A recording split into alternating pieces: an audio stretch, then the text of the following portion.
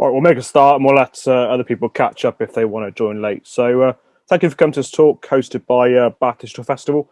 My name is Ashley. I'm the managing director of Creative Solutions. We are a Frome-based media marketing agency covering sort of website design, video marketing, and sort of aerial photography. Been established about 2 years now. This is our third year of operation. It's definitely been difficult with obviously the challenges of COVID. This is meant to be one of our best years. It probably is the same for other businesses as well. So yeah, that's basically what we do in a nutshell. So move on to what we're going to cover today. If you can make sure to tag us on the and tag the BDF 2020 and make sure to tag on Twitter, etc. for the festival, that'd be great. And there is, I believe, on the Q&A section, if you can write any questions you've got on there, I can make sure to answer those as they come up or at the end. So do stop me if I talk too fast. Don't do this very often. So yeah, and just say and we'll make a start. So we're going to cover our story. We're going to talk about the equipment that we use and what equipment you should be using if you're looking at doing video marketing for your business and brand. We'll go into creating actual visuals. What are you going to create? What is the end goal of the media you're trying to do? And that's where the key is. It's about how and what people actually want to see and what you want to do. Do you want to engage and entice and educate? We'll look at magic in post-production and how a video comes from just being filmed to actually being produced and then being delivered onto social media channels online. It could even be TV, for example. And then we'll look a little bit into client and trust and promotion. So our story then. So we were born in 2018 under the need for cost-effective media services. And we wanted to work with small local businesses to help them grow. So basically what I noticed was back in 2018, there's a lot of like large media agencies that do charge a hell of a lot of money to create video content for you in aerial photography and website design. We're talking in the thousands. And it's just not practical for small businesses to be able to afford that sort of budget. And I know why those companies exist, and that's great that larger firms can afford to pay that, but the smaller ones can't. So I figured if I could be a sort of a sole enterprise and sort of local, I can keep my costs relatively low by doing sort of not having a studio and very small team, etc. Then I can then keep the costs low for me, and then keep at the same time keep the costs low for my clients. So like I said before, at the start we offered aerial filming, video production, graphic design, website design. And then sort of in January 2020, I took a step back from graphic design because I figured that we just wanted to focus on our aerial video and web. That's where most of our revenue comes from, and that's where most of our clients like our work. So at that time, I made a decision to just leave graphic design. There's plenty of local graphic designers that we now work with. And we just basically focus on sort of the other three services now.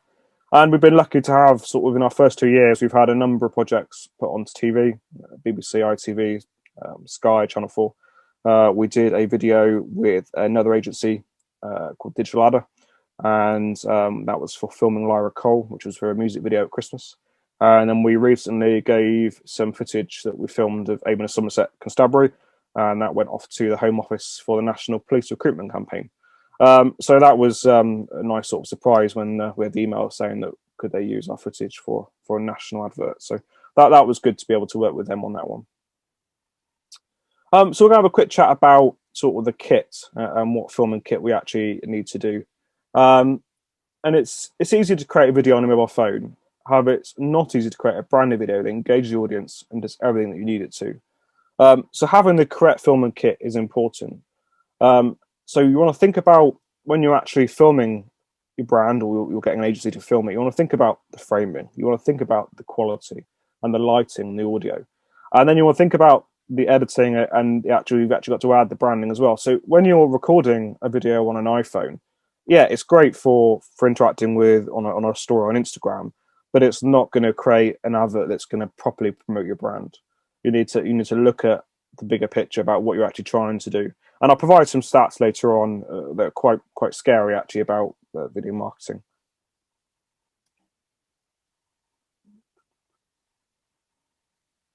So basically, yeah. So when you're choosing agents, think about what equipment they're using and pricing for you. This could be the reason behind a quote that surprises you. I was a bit 50-50 about putting this part in, but I wanted to explain. So when we quote for a company for a video, sometimes they turn around and go, "Oh my god, that was way out of our budget," and I'll explain why, and I'll break it down so you understand why agencies are costing what they're costing. So we have a day rate. So we have a day rate for an experienced professional. So that'll either be a professional videographer, a professional, that could be a sound designer, that could be an aerial photographer, and they're all licensed, experienced, and insured.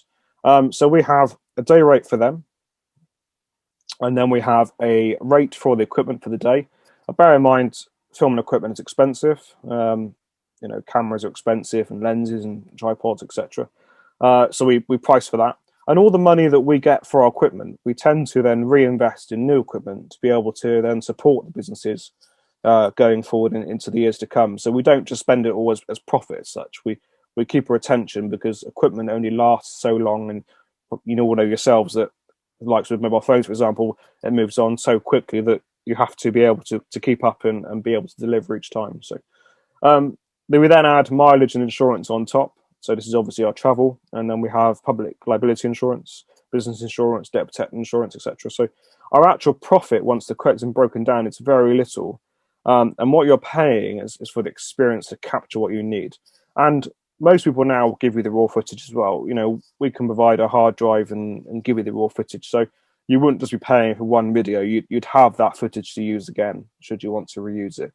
Which seems to be in 2020 seems to be quite a good thing for people. They're loving the fact that we can give you all the footage, and then you can go off yourself and use it again if you so wish.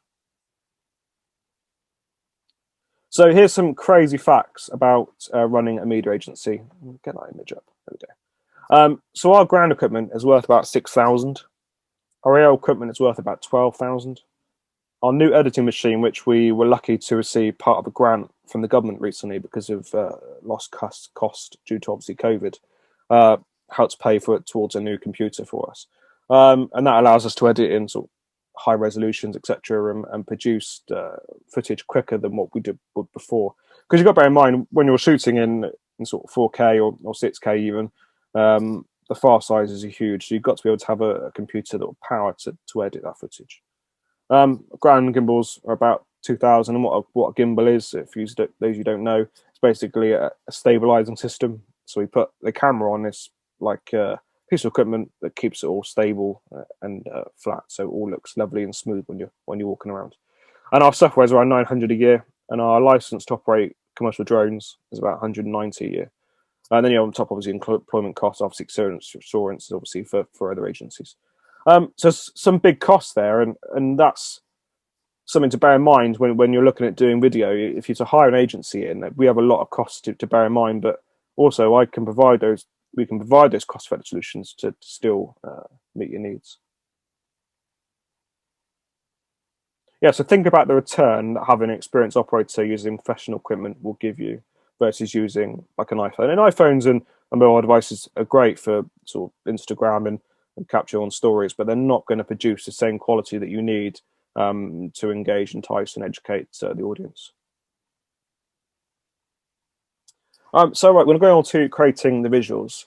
So think about what's unique, what you're trying to do, and what's trying to make you stand out, and what you're trying to achieve. So are you looking to engage your audience on social media? And if it's more like an influencer channel, for example, you're looking just to increase your following count. You are looking to entice them into buy a product, because product videography is different to engaging videography and education. So you've really got to think about what you actually want to do, what you want to achieve, and then you can then think of a solution behind that with the video. And who is going to see the video? So what's the age range? Is it an 18 to 35? Is it a more elderly person, or is it someone from a small minority, or is it? So really, you've got to look at different social media channels and platforms, because there are different resolutions and do have different requirements. For example, Instagram, the max length for a video is a minute. Obviously, Facebook's longer, etc. So you've got to really think about what your own goal is when you're wanting to do a video. I think it's right. People say, "Oh, yes, do a video for the brand," but they don't think about what they actually want to achieve when they do it. So you have to think about obviously your locations and weather and people and products. So we'll go into each one. So locations, if you're shooting your offices, we want to make sure that your offices are obviously clean, tidy. Think about what's behind the footage as well, behind the camera. Think about obviously if you're doing it outside, the weather. You obviously want it to be nice. I think about the people as well. Obviously, if you're shooting in public, you've got public behinds, etc. You generally can shoot in public without any issues, but just be mindful of that. And if you're shooting a product, is the product or set? Think about how the product's actually on display. And this is more for obviously for drone work. Think about the airspace regulations and landing permissions. That's something that a licensed drone operator will help you with to make sure that we can fly safely. This is some crazy stats I'm going to go through now. I'm going to move that out of the way. So demand for video content is increasing. So 54% of consumers want to see more video content than the brand or business they support.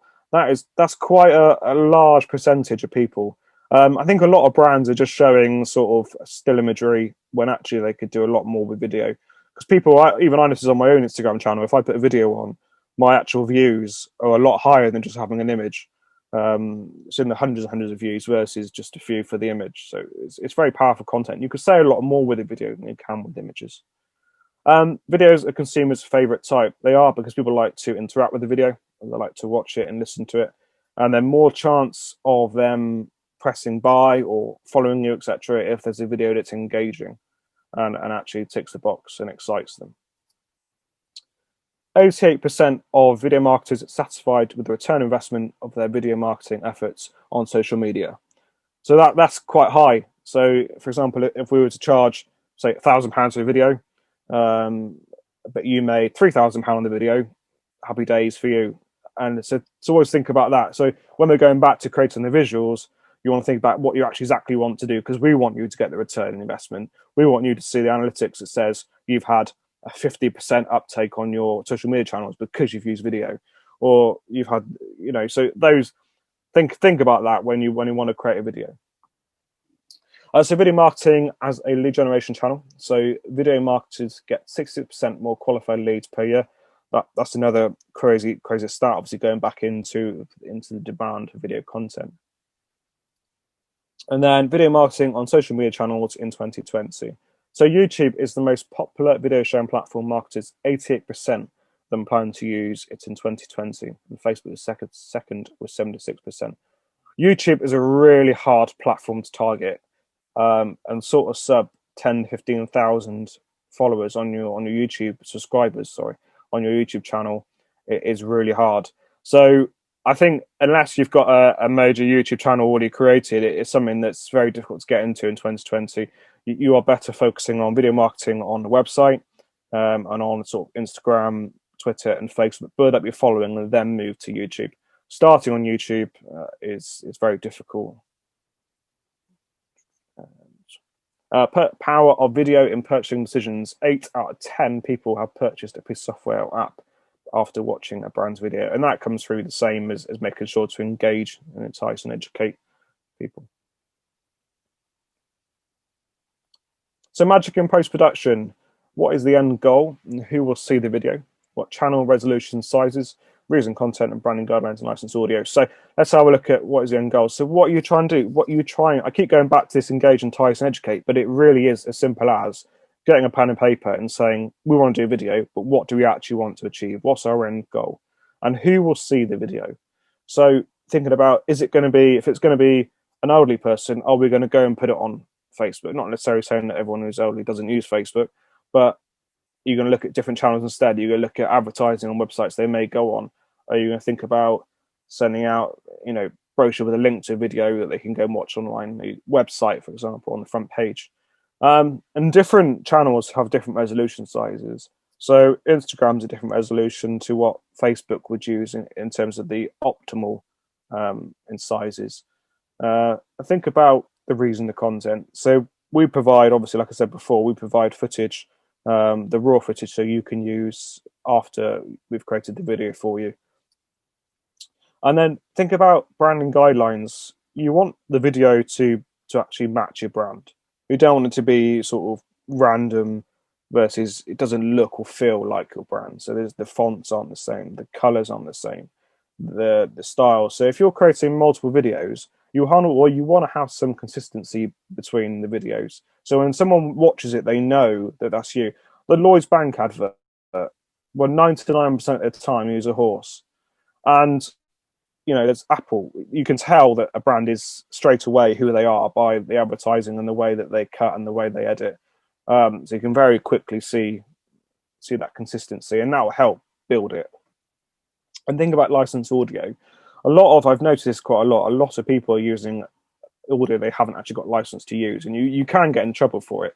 YouTube, for example, will ban your video when you upload if they recognise that there's protection markers against that video. So if you have audio in it, make sure that it's licensed and you can use it for online.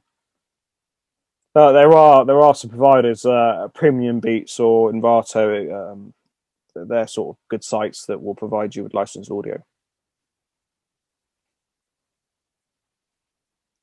So clients and trust, so building a relationship with the agency.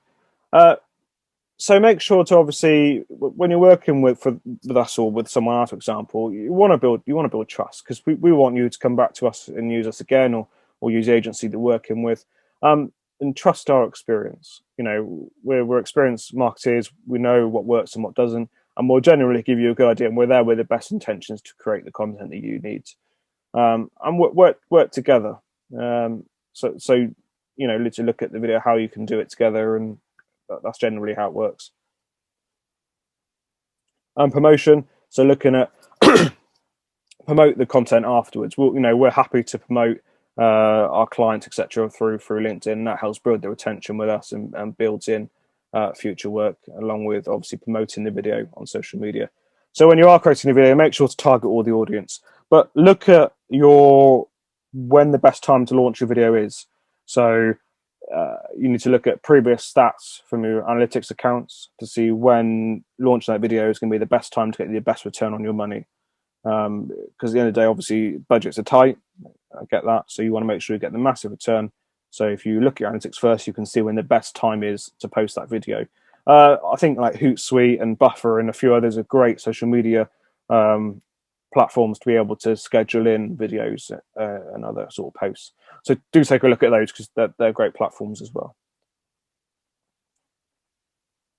So has anyone got any questions? I wanted to have it a bit more of a discussion than me just sort of talking, because I know it's very specific video content for different brands. So if anyone has any sort of questions they want to ask, please type away and I'll answer them. So you've asked what the regulation is around use of drones in terms of public areas, and what is the best way to know if you're clear for what you're doing. So obviously, public spaces. Are you are you a licensed operator or are you a hobbyist? Because there's two different regulations. So if you're a commercial operator with a permission for commercial operations, currently it's 150 meters per person's not in your control, and 30 meters for landing or takeoff. Also, if you've got OAC, which is operational support. No, looking to get a drone. Want to know the background for first complete newbie. Okay, looking into getting a drone. The rules are changing, so hang on for 2 minutes.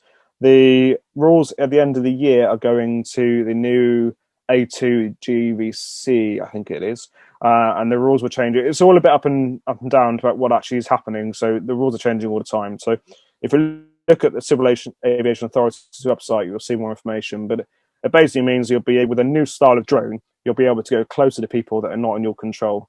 And then it's an A2. If you ping me an email, it's on the website, Creative Solutions. If you go on the website, you'll find it on there. I'll send you a link to the TA website, and then you can have a quick look on there. So I'll just put my email in a second for you. Early tips on the best camera videographing or Instagram, Facebook, and Twitter. If you're looking for a sub sort of £500 camera, GH5, the Limits GH5 is a good camera. We have a GH4 as a backup. We use the Blackmagic 4K and 6K cameras, and then we also have the ability to get in red cameras should we need it. But yeah, the GH4 or GH5 are good cameras. They still shoot 4K, and lenses are relatively cheap as well. So I'll put that one in there. And if you're looking for sort of selfie videos, something like a flip screen, that'll be the best option, and then you'll be inverted. Obviously, it's quite hard to focus if you're doing the camera work trying to film yourself. That's quite hard. It's a bit of a shame, obviously, with COVID, because we were hoping, like we did last year, do an actual proper workshop where we get the drones out and we actually do a bit of flying and show you equipment, but it's a bit difficult with the way it is, sadly. So sorry, it's been a bit short. Do you find there's an ideal video length for retaining the viewer's attention? I would say if you're looking at quick social media advertising, sort of Instagram and Facebook, etc., anything longer than a minute, people zone off. So definitely sort of 30 seconds or to a minute if it's more informative. But if it's a quick product video, anything between up to 30 seconds, apologies, is the best length time. But it all depends on your audience as well. So look at the statistics. If everyone's watching to the minute, then that's good. It shows that people are staying with you. So then push a minute and a half. And if people are still staying, then great. But it could be that your audience hasn't got that attention or the product doesn't need that length. So it really is, I know it's probably a bit bad to say it probably is a bit of just juggling around and just messing and seeing what works and what doesn't. That's sometimes how I work when it comes to websites and layouts and seeing what works and what doesn't. Because it is very much just playing really and see how your viewers react. And of course, big companies will have a huge marketing team that work out every single little detail. And of course, obviously, so for smaller businesses, you've got to just play it and have a bit of time and see what works. Right, if no one else has got any more questions, then thank you very much for coming for the talk. And hopefully we can, next year, be able to do something more practical. And like I said, we'll get the drone equipment out and the ground filming kit out. So thank you very much for joining.